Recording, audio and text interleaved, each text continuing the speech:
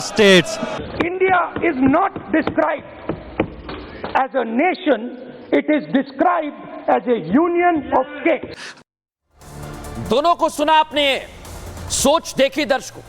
मैंने आपके लिए शो के शुरुआत में ही एक बात कही थी कि कांग्रेस सेल्फ गोल में माहिर है और लोकसभा में खड़े होकर चरणजीत चन्नी ने अमृतपाल का तो समर्थन कर दिया है, लेकिन सदन के बाहर आने के बाद जब मीडिया ने इस पर सवाल किया तो देखिए कहां जा रहे हैं, रुक नहीं रहे। चन्नी गोल मोल जवाब देने लगे, अमृतपाल वाले बयान को सिरे से खारिज तक कर दिया।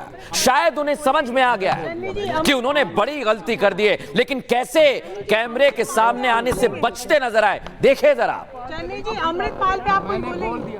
अमृतपाल पे तो कुछ बोलिएगा चन्नी जी, अमृतपाल को लेकर जो बोला है। चन्नी जी, अमृतपाल पे आप बोलेंगे?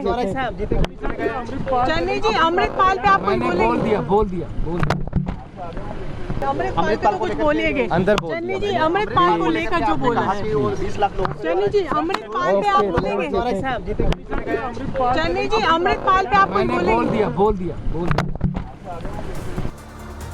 समझ में आ गया चरणजीत सिंह चन्नी को। दर्शकों, अब आपको लोकसभा की एक और तस्वीर में दिखाता हूं जिसमें यह साफ हो जाएगा कि आखिर चरणजीत सिंह चन्नी किसकी शह पर अमृतपाल का समर्थन कर रहे हैं। देखिए जरा, चन्नी ने जब किसानों का सहारा लिया तो केंद्रीय मंत्री रवनीत बिट्टू खड़े हुए और रोकने लगे, लेकिन आप सोचिए, चन्नी जब भ्रम फैला रहे थे और उन्हें रोका गया तो राहुल गांधी इस मामले को शांत करने के बजाय, तस्वीरों में आप देखिए कैसे वो उत्साहित होते हैं और बुलाते हैं बिट्टू को रोकने की जगह। सोचिए जरा, ये उकसावे वाली राजनीति क्यों हो रही है, ये क्यों हो रही है दर्शकों, आज हमारा सवाल है। और संसद में क्या हुआ, कैसे बयान चले, आज मैं आपको दोनों केस बताने वाला हूं। केस 1 क्या है? चरणजीत सिंह चन्नी ने रवनीत बिट्टू को पहले उकसाया। चन्नी ने बिट्टू के पिता की शहादत पर टिप्पणी की, आप सोचिए, और चन्नी के इस बयान पर विपक्ष के सांसद टेबल पीटने लगे। लेकिन इधर क्या हुआ? केस 2, चन्नी की टिप्पणी से केंद्रीय मंत्री रवनीत सिंह बिट्टू भड़क गए। चरणजीत सिंह चन्नी को सबसे करप्ट नेता तक बता दिया और कहा, मेरे दादा ने कुर्बानी देश के लिए दी, कांग्रेस के लिए नहीं दिए। उन्हें आईना भी दिखा लिया। लेकिन अब मैं आपको बताऊंगा दर्शकों, संसद के अंदर क्या हुआ, किस तरह से एक दूसरे पर हमला बोला जा रहा था, रोका जा रहा था। देखिए जरा।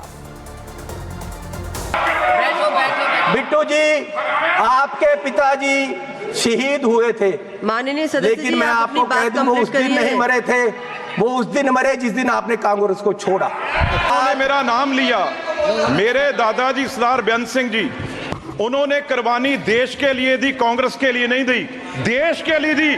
और ये इस चन्नी की बैठो। ये अपनी जायदाद पूछे इनको, ये आप गरीबी की बात कर रहे हैं? अगर सारे पंजाब से सबसे अमीर आदमी ये ना हो और सबसे करप्ट ना हो, मैं अपना नाम बदल दूंगा।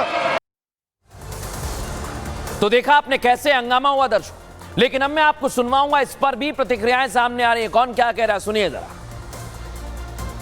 इंदिरा गांधी का हत्यारा खालिस्तानी और खालिस्तानी का समर्थन कांग्रेस का, बाहरे कांग्रेस जय चन्नी, कांग्रेस का हाथ खालिस्तानियों के साथ। कांग्रेस पार्टी आज अलगाववादी और खालिस्तानियों के समर्थन में उतर आई है। जो व्यक्ति भारत के टुकड़े टुकड़े करने की बात करता है, पैरवी करता है, इंदिरा गांधी जी की हत्या को सही बुलाता है, उसके बचाव में और उसके पक्ष में आज बात रखी जा रही है।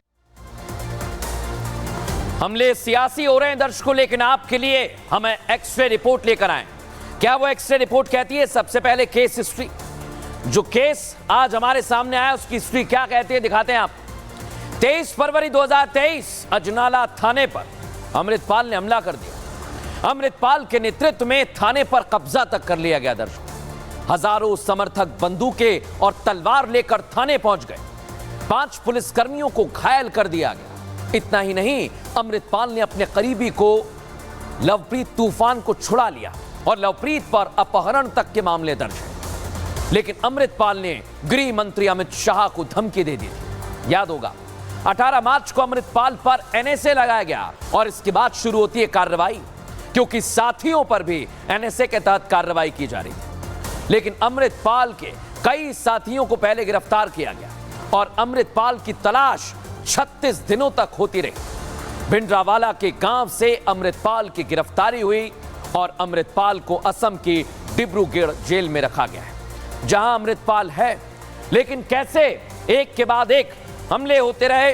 पंजाब में हमने आपको दिखाया, लेकिन पंजाब के लिए टेस्ट रिपोर्ट आज हमने तैयार किए। दर्शकों, कांग्रेस अचानक अमृतपाल का समर्थन करने लगी, इसकी वजह क्या है समझिए जरा। हरियाणा में इसी साल चुनाव होने वाले हैं और पंजाब के बाद हरियाणा में सबसे ज्यादा सिख हैं।